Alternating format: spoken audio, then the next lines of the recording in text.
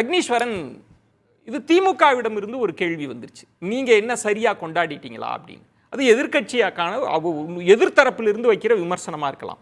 துரை கருணா போன்றவர்கள், கேசிபி எல்லாம் கட்சிக்குள்ள இருந்து ஆதங்கத்தை வெளிப்படுத்துறாங்க. நீங்க எப்படி இந்த தலைப்பை எப்படி நீங்க அணுக போறீங்க? இல்லை, இந்த தலைப்பை அணுகுவது என்பதை தாண்டி சுதந்திர இந்தியாவில் தமிழ்நாட்டில் காங்கிரஸ் கட்சி ஏராளமான வளர்ச்சியை அன்றைக்கு இருந்த காலகட்டத்தில் செய்தார்கள். அது பெருந்தலைவர் காமராஜராக இருக்கட்டும், மூதறிஞர் ராஜாஜியாக இருக்கட்டும், அவர்கள் விட்டு சென்ற பாதையில் தடம் மாறாமல் அதற்கு பிறகு வந்த அண்ணாவாக இருக்கட்டும், பேரறிஞர் பெருந்தகை அண்ணா, அண்ணாவிற்கு பிறகு கலைஞர், கலைஞருக்கு பிறகு புரட்சித் தலைவர் எம்ஜிஆர், இவர்கள் எல்லோருமே, புரட்சித் தலைவி அம்மா அவர்கள், அதற்கு பிறகு திரு எடப்பாடி பழனிசாமி, இன்றைக்கு இருக்கக்கூடிய திரு மு.க. ஸ்டாலின் அவர்கள் வரை தடம் மாறாமல் முன்னேற்ற பாதையில் கொண்டு போயிருக்குது. இது ஒவ்வொருவர்களுக்கும் ஒவ்வொரு சிறப்பு இருக்குது. இங்க ஏப்பா இந்த மாதிரி நாணய வெளியீட்டு விழாவில் நீங்க இந்தியில போட்டிருக்கிறீங்க, ஏன் நீங்க நிதித்துறை அமைச்சரை நீங்க அழைக்கலையே என்று கேட்டால், அதற்கு மடைமாற்றம் செய்வதற்காக எடுக்கப்பட்ட யுக்தி தான். நீங்க கொண்டாடுனீங்களா? கேள்விதானே, அந்த கேள்விக்கு பதில் சொல்லி தானே ஆகணும். நீங்க பதில் சொல்றோம், அது இல்லைன்றல. அதுக்கு முன்னாடி அந்த ஏற்கனவே கொண்டாடிய காலகட்டத்தில் நீங்கள் கொண்டாடுகிற போது கொரோனா காலகட்டம் இல்ல. 3 ஆண்டு காலத்தை, 2.5 ஆண்டு காலம் திரு எடப்பாடி பழனிசாமி 100 ஆண்டுகளுக்கு பிறகு வந்துச்சு. அன்னைக்கு விழிப்பதுங்கி நின்றது. தடுப்பூசி கண்டுபிடிக்கப்படவில்லை. செப்டம்பர் 21, 2021 தான் தடுப்பூசியை மத்திய அரசே கண்டுபிடிச்சிச்சு. அந்த காலகட்டத்தில் நூற்றாண்டு விழாவை தமிழ்நாடு முழுக்க 32 மாவட்டங்களில் நடத்தியது திரு எடப்பாடி பழனிசாமி அவருடைய அரசாங்கம். ஆனா இன்னைக்கு அது மாத்திரமல்ல, செல்வி ஜெயலலிதா அம்மா அவர்களுக்கு அந்த அவர்கள் வாழ்ந்த இல்லத்தை நினைவிடமாக அரசு அறிவித்தது. அந்த தைரியம், துணிச்சல். அது மாத்திரமல்ல, திருவுருவச் சிலை உயர்கல்வித்துறையில நிறுவனாங்க. எல்லா வேலைகளையும் செய்தார்கள். ஆனா நீங்க எப்பா அதை ஏன் கொண்டு வரீங்கன்னா, தேநீர் விருந்துக்கு ஏன் நீங்க திராவிட முன்னேற்ற கழகம் கட்சியா ஆட்சியா என்றே ஒரு பட்டிமன்றம் நடந்திருக்கிற போது, அதுக்கு இடையில அடுத்த ஒரு பட்டிமன்றம், புரட்சித் தலைவர் எம்ஜிஆர் 1917 பிறந்தார், 2017 தானே நீங்கள் செய்திருக்க வேண்டும். நான் கேட்கிறேன், அதிமுக ஜனநாயக கட்சி, மக்களாட்சி, ஏழை எளியோரும் அங்கு கட்சி பதவிக்கு வரலாம். ஆக அங்கு சந்தித்த வழக்குகள் 15, அதிமுக 15 வழக்குகளை சந்திச்சு 2 பொதுக்குழுவை கூட்டிச்சு.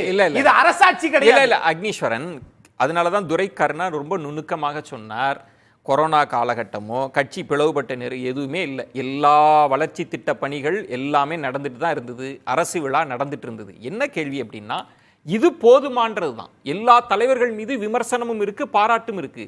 நீங்க கொண்டு போய் சேர்த்திருக்க வேண்டிய தூரம் பெருசு, ஆனா அதை செய்யலன்றது தானே. அதைத்தானே இன்னைக்கு திமுகவும் கைகாட்டி கேமிச்சிட்டாங்க. நீங்க என்ன செஞ்சீங்க அப்படின்னு கேட்டாங்கல்ல. அது கரெக்ட் சார். இல்லை, இன்னொன்று பெரிய விஷயம் என்னன்னா, இங்கே கலைஞர் அவர்களுடைய நூற்றாண்டு விழா வருகிற போது அந்த கட்சி ஆளுங்கட்சியாக இருக்கிறது.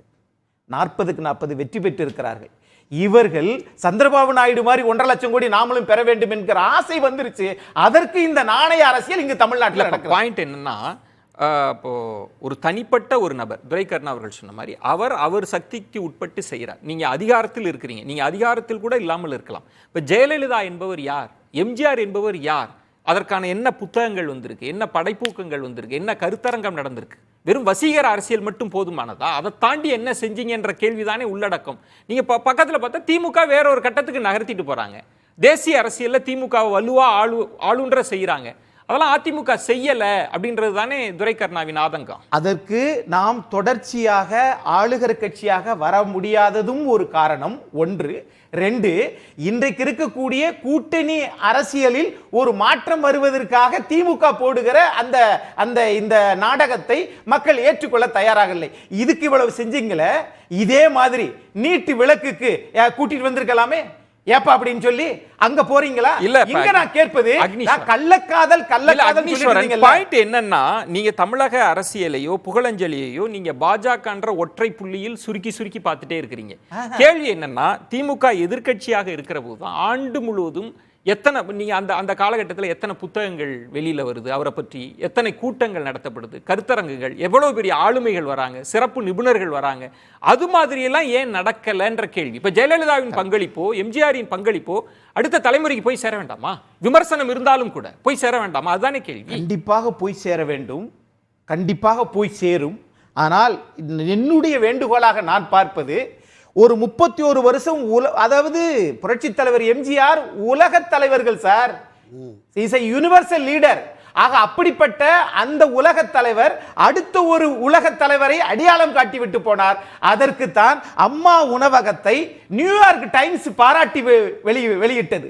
ஆகவே இவர்களும் என்ன செய்யணும், ஒரு ஆங்கில நூலை வெளியிட்டு புரட்சி தலைவர் எம்ஜிஆர் புரட்சி தலைவி அம்மா என்று ஆங்கில நூலை அவர்கள் படைத்த சாதனைகளை அமெரிக்காவிலிருந்து ஒரு நாடாளுமன்ற உறுப்பினரை அழைத்து அவர்கள் செய்திருக்க வேண்டும். இது போதாது என்பது என்னுடைய பார்வை. ஆனால் தொடர்ந்து ஆட்சிக்கு வராமல் இருந்ததும் இதற்கு ஒரு காரணம், கொரோனாவும் ஒரு காரணம் அப்படின்றது என்னுடைய பார்வை. தொடர்ந்து 10 வருஷம் நீங்க இருக்கிறீங்க, ஜெயலலிதா மறைவுக்கு பிறகு உங்கள்ட்ட அதிகாரம் இருக்கு. கரெக்ட் சார், இருந்தது, நான் மறுக்கவில்லை. ஆனால் அவர்கள் செய்தது அந்த நினைவிடத்திற்கு பணம் ஒதுக்கியது.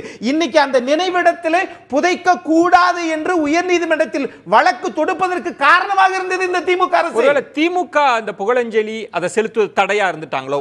ஒருபுறம் கேசிபி சொன்ன மாதிரி பாஜக ஒத்துழைப்பு தரல, அவங்க எதிர்க்கட்சியா இருக்கிற திமுகவுக்கு வராங்க, இன்னொரு பக்கம் திமுகவும் வழக்குகள் போடுது. அதுதான் காரணமா? வழக்குகள் போடுது ஒண்ணு, அது உண்மை. இன்னொரு விஷயம், பெருந்தலைவர் காமராஜர் அவர்களுக்கு கடற்கரையில் இடமில்லை என்று அரசு கோப்புகளில் கையொப்பமிட்டது ஆதாரப்பூர்வமா வேற செய்தி இல்ல சொல்லி இருக்கிறாரு. அது ஃபேக்சுவலா நம்ம விவாதிக்க வேண்டியது. அதையும் தாண்டி இன்னைக்கு அந்த வழக்குகள் ஏன் மேல்முறையீட்டுக்கு அன்றைய அரசு போக முடியவில்லை? ஒருவேளை மத்தியிலும் சரி இங்கேயும் சரி ஒரு முட்டுக்கட்டை இருந்தது, அதை தாண்டி அவங்களால இல்ல, எத்தனை முட்டுக்கட்டைகள் இருந்தாலும் ஒரு தலைவனை கொண்டாடுவதற்கு நல்ல மனம் இருந்தால் போதும். அதாவது ஒரே ஒரு அமைச்சர் மட்டுமே இந்த ஓராண்டுல 100 நிகழ்வு நடத்திருக்கிறார். PK சேகர் பாபுன்னு 100 நிகழ்ச்சி நடத்திருக்கிறாருங்க. ஒரே ஒரு அமைச்சர் மட்டுமே. ஏறத்தாழ தமிழ்நாடு முழுவதும் அந்த தலைவனை கொண்டாடி இருக்கிறாங்க. அதை விட உலக புகழ்பெற்ற தலைவன் புரட்சி தலைவர் எம்ஜிஆர் அவர்கள். நீங்க 1970களில் ஒரு சர்வே நடத்துறாங்க, இந்தியாவில் மக்களால் நேசிக்கப்பட்ட மக்களை விரும்புகிற தலைவர் யாருன்னு 2 பேர் தேர்ந்தெடுக்கிறான். ஒன்று பண்டித ஜவஹர்லால் நேரு, இன்னொன்று புரட்சி தலைவர் எம்ஜிஆர். அவருடைய புகழை கொண்டு போய் சேர்க்கிற கடமை அது பண்ணல.